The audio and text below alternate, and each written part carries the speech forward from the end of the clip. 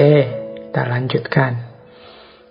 Nah, hati-hati, ini saya mengambil dari Ihya-nya Imam Ghazali. Hati-hati ya, jangan sampai akhlak kita terganggu gara-gara debat. Menurut Imam Ghazali, ada 10 titik di mana kalau kita tidak hati-hati, dari akhlak kita akan lahir celah karena debat. Jadi debat ini kan kayak orang bertarung. Nah ini kalau akhlaknya tidak dijaga, kita akan mendapatkan penyakit hati, penyakit akhlak. 10 hal ini katanya Imam Ghazali, yaitu yang pertama apa? Dengki. Jadi dengki itu hasut. Kalau kita tidak hati-hati karena kita berhadapan dengan lawan, kita merasa senang kalau lawan itu salah, keliru, kalah, jatuh.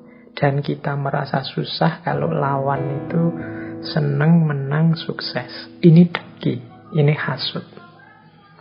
Hati-hati, jangan sampai kita jatuhnya dengki. Bahwa kita tidak setuju pikirannya, ya. Kita tidak setuju tindakannya, ya. Tapi tetap kita sayang dia, makanya kita ingin dia lurus kembali, benar kembali. Bukan dengki. Kalau dengki ingin dia jatuh, ingin dia rusak. Wis, hancurlah engkau, kalahlah engkau, matilah engkau. Itu namanya dengki. Tidak boleh. Menggelapkan hati, merusak akhlak. Titik pertama, jalan rusaknya akhlak kalau debat kita tidak hati-hati. Titik kedua, takabur.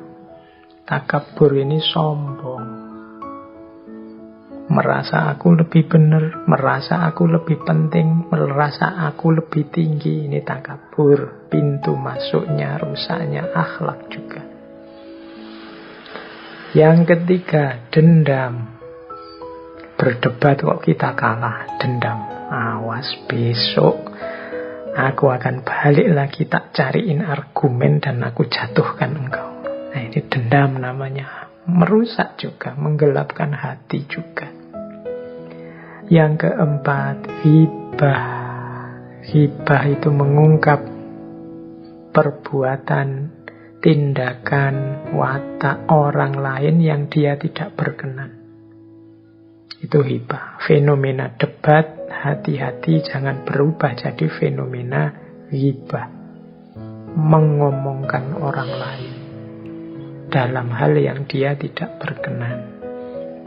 Kemudian yang kelima, merasa suci. Oh, ini mirip takabur tadi ya. Aku ini orang bersih, aku ini orang benar, aku ini orang jernih. Engkau yang kotor, engkau yang suram, engkau yang sesat. Tugasku meluruskan. Ini merasa suci.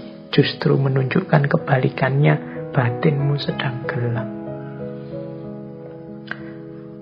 Yang keenam, jangan sampai debat membawamu kepada tajassus, memata-matai lawan debatmu, metani. Apa metani itu? Mencari-cari kesalahannya, itu tajassus. Kadang-kadang hal-hal yang tidak relevan diangkat, itu namanya tajassus. Tidak boleh. Kemudian nifak. Debat, iya kita ingin mengunggulkan kebenaran kita, tapi tidak harus sampai jatuh pada titik munafik. Munafik itu yang kita sampaikan tidak sama dengan yang kita yakini. Kita menampilkan sesuatu secara berbeda hanya demi menang. Sebenarnya kita tahu lawan kita ini lebih tulus, lebih benar. Tapi kalau kalah ya gimana? Maka kita bantah habis-habisan pandangan dia, padahal kita tahu dia benar. Ini munafik. Tidak mau mengakui kebenaran lawannya. Terus, lanjutannya munafik kadang-kadang menolak kebenaran. Sudah jelas benar, nggak mau ngaku karena dari lawannya. Karena sudah terlanjur deklarasi dia musuhku, meskipun kebenaran yang dia tampilkan, aku tidak percaya kalau dari dia. Nah, itu menolak kebenaran. Jangan sampai juga jatuh pada yang nomor 9, riya. Riya ini memamerkan kebaikan, memamerkan kebenaran kita. Ini batasnya tipis sekali antara mengungkapkan kebenaran dengan memamerkan kebenaran. Batasnya tipis karena adanya di hati kita. Jadi kalau habis ngomong kok kita, alhamdulillah atas pertolongannya Allah saya bisa menyampaikan yang saya anggap benar. Nah, ini mungkin masih selamat. Tapi begitu habis selesai ngomong, nah rasakan sekarang orang-orang tahu kan betapa aku ini selama ini benar. Orang-orang ngerti sekarang bagaimana cerdasnya aku ini. Sudah tahu kan sekarang betapa berkualitasnya diri ini. Nah, ini riya sudah. Hanya ingin pamer. Dan apalagi yang terakhir ini, menipu. Menipu itu membuat berita-berita palsu, mengarang-arang kebenaran, atau membantah yang harusnya benar disebut sebagai kesalahan. Ini menipu. Wow, ternyata dampaknya debat kepada akhlak ada banyak. Makanya Al-Quran wanti-wanti benar, wajadilhum billati hiya ahsan. Debatlah dengan baik, karena ternyata debat itu tidak cuma penting untuk menemukan kebenaran, tapi juga ternyata bisa kebalikannya. Merusak akhlak orang yang debat kalau dia tidak punya kompetensi. Jadi dampaknya kepada akhlak kadang-kadang membuat orang dengki, takabur, dendam, hibah, merasa suci, tajasus, nifak, menolak kebenaran, riya, dan menipu.